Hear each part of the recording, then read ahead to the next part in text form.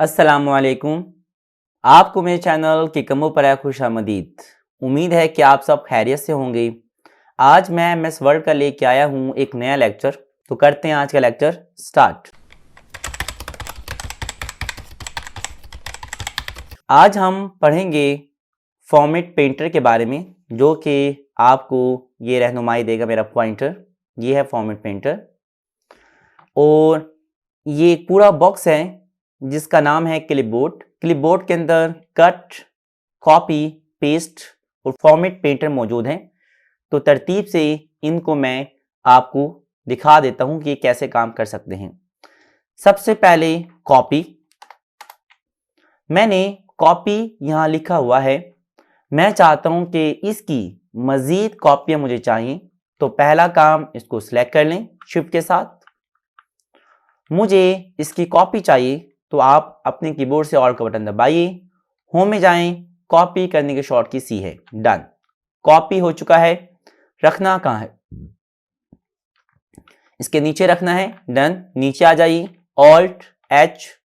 Paste करना है, रखने को हम पेस्ट कहते हैं, शॉर्ट की वी बता रहा है। और सबसे पहला शॉर्ट की के है। आप के पे क्लिक करेंगे तो आपकी कॉपी आ जाएगी। अब आप अपने कीबोर्ड से F4 दबाते रहेंगे तो मजीद कॉपियां आना शुरू हो जाएंगी। कॉपी का मतलब होता है कि आप उस जैसी मजीद लेकर आ सकते हैं नीचे की साइड पे कॉपियां।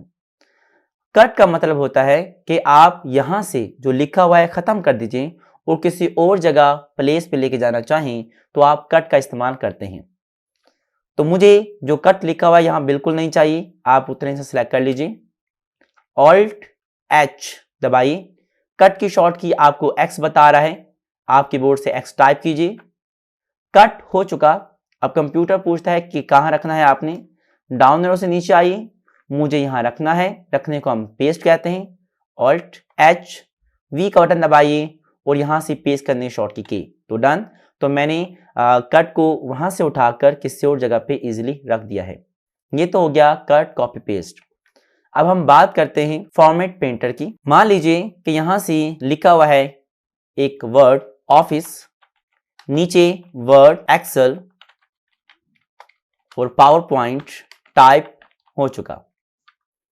जो सबसे ऊपर आपके पास ऑफिस है, इसको आप सिलेक्ट कीजिए, होम में गए, FF जो राइटिंग स्टाइल के लिए है, कोई भी स्टाइल आप चूज कर लीजिए। राइटिंग नॉर्मल से बड़ी करनी है, हो चुकी।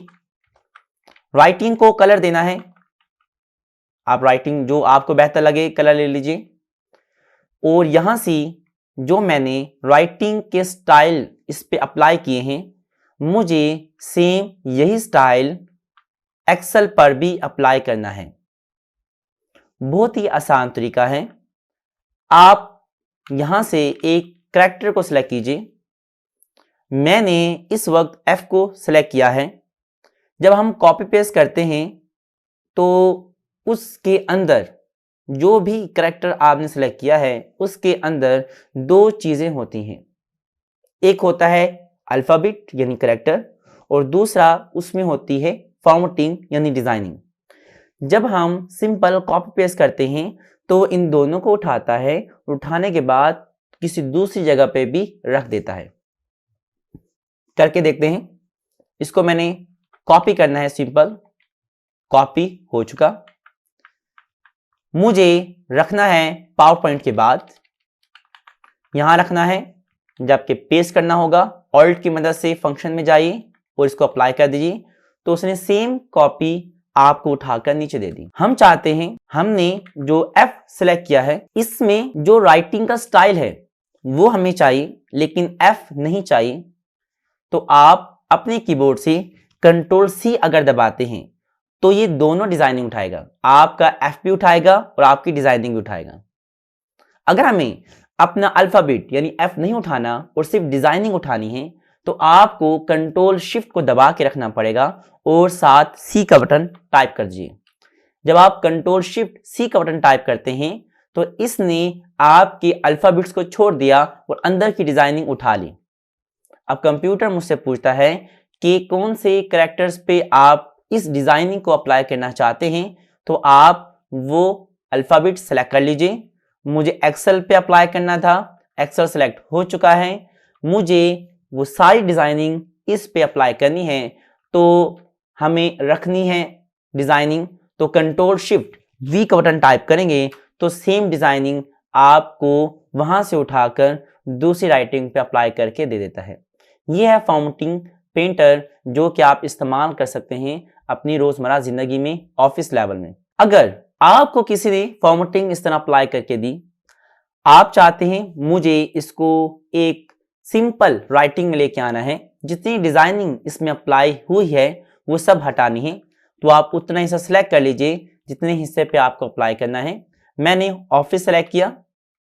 अब आप ऑल्ट का बटन दबाएं, एच में जाएं, ये आपको नजर आएगा एक ए बना हुआ है जिसके नीचे रेजर का निशान है, उसका नाम है क्लियर ऑल फॉर्मेटिंग, यानी जो भी डिजाइनिंग आपने इस पर अप्लाई की है उसको हटाने में ये टूल आपकी हेल्प करेगा।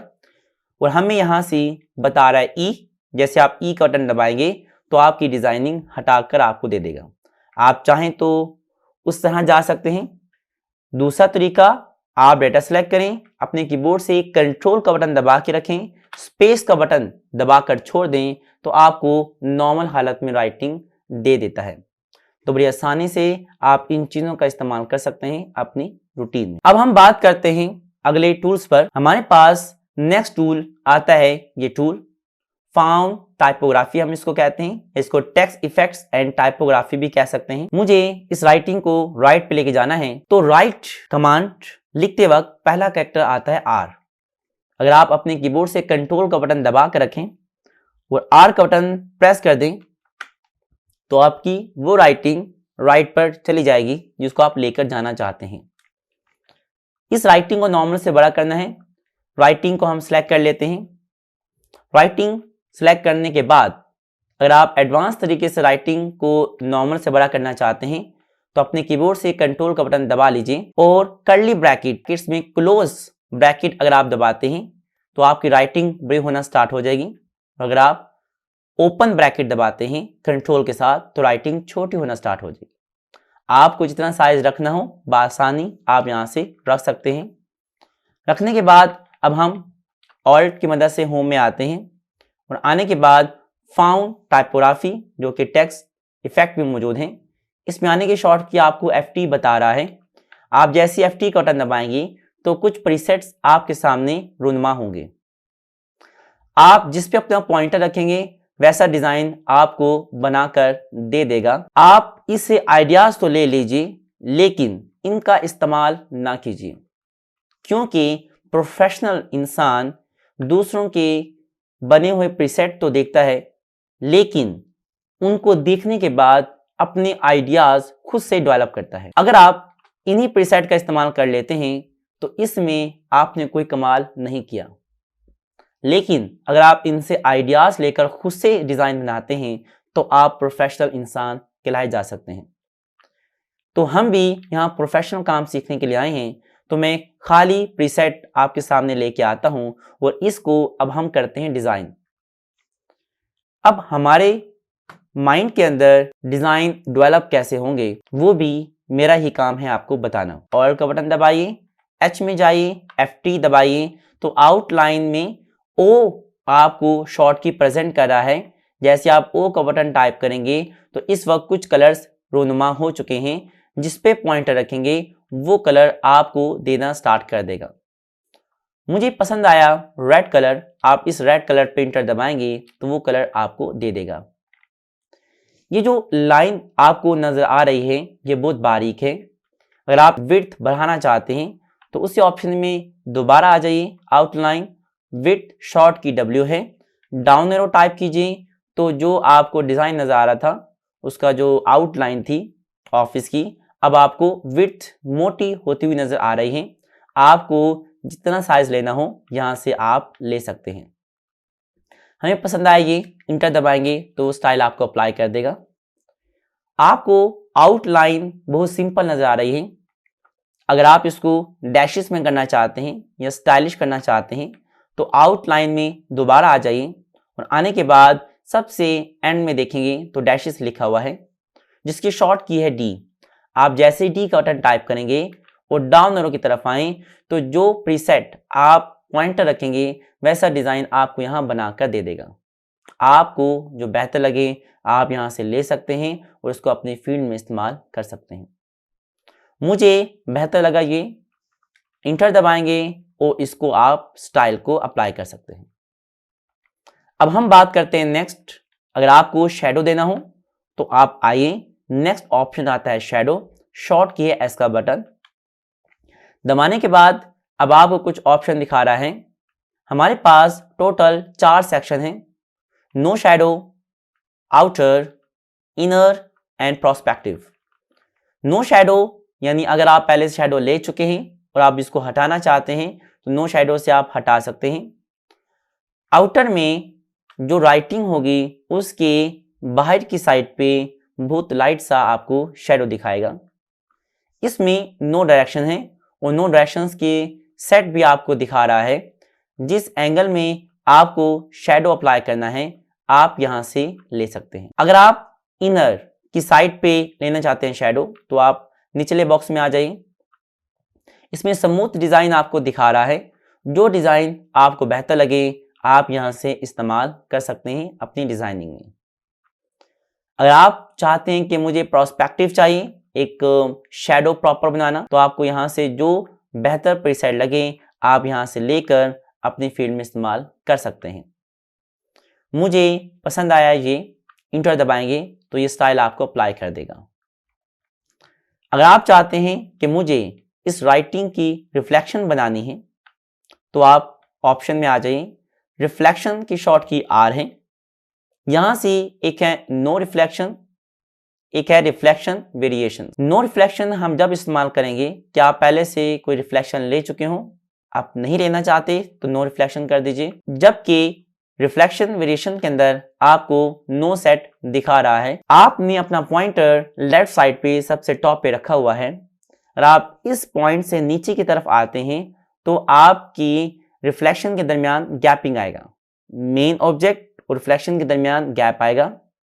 और अगर आप अपना पॉइंटर राइट साइड पे लेकर जाते हैं तो आपको जो रिफ्लेक्शन है वो पहले की निस्बत बेहतर नजर आना शुरू हो जाएगी। तो आपको अगर रिफ्लेक्शन का व्यू देखना है सही तो आप राइट साइड पे जाइए और अगर आपको गैप बढ़ाना है तो डाउन एरो कीजिए। तो आप यहां से जो प्रीसेट आपको बेहतर लगे आप यहां से ले सकते हैं और अपनी फील्ड में इस्तेमाल कर सकते हैं। हमें पसंद आया ये, इंटर दबाएंगे तो वो आपको स्टाइल दे देगा। नेक्स्ट देखते हैं उसमें कौन सा टूल है। नेक्स्ट है ग्लो, शॉर्ट की है जी।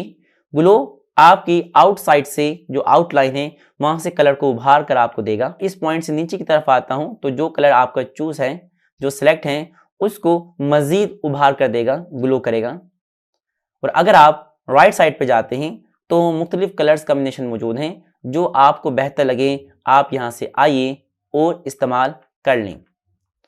आपको पसंद आया ये, इंटर दबाइए तो आप ये कलर ले सकते हैं।